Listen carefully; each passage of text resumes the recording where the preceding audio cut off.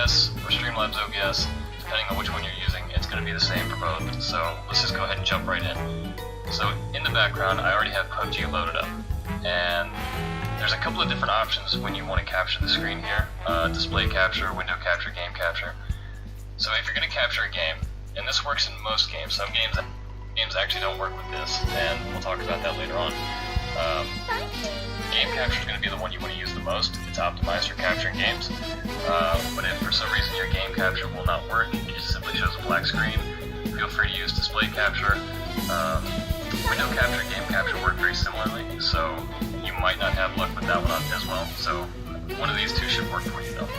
So we're going to go ahead and choose game capture. We're going to hit add source. Let's go ahead and name it. We'll name this one PUBG. And you'll notice here that it says under mode, capture any full screen application. This works, and it works well, but I like to make different sources for different games, just in case there's any weird glitch or there's another full screen application that shows up as well.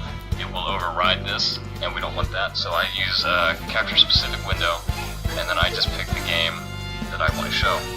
And the default settings should be fine, and you can just go ahead and hit done, and there you go.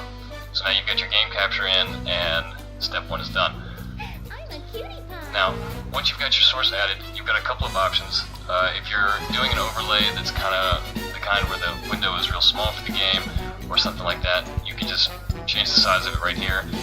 Try to maintain the aspect ratio so the game looks good at all sizes. You can move it around. If you right click on it, you can do some cool transforms like fit to screen, stretch to screen, etc, etc. Typically the one I use the most is fit to screen, and that just makes it really easy to get it lined up perfectly. But if you want, you can also do the masking drag handles. So if I didn't want anybody to see certain parts of my screen, I could hold Alt and drag one of these handles and it will crop that part of the screen, which is really handy. There's a bunch of other cool things you can do. You can right click your source, go to filters, hit the plus. You have all kinds of neat things you can do here as well. Those are not applicable to this tutorial, so we're not going to do those. But yeah, so I hope you guys like this video. Let me know what you think in the comments. If you have any suggestions or comments or critiques, please feel free to leave them below. I'm very thick-skinned. Thanks guys for watching.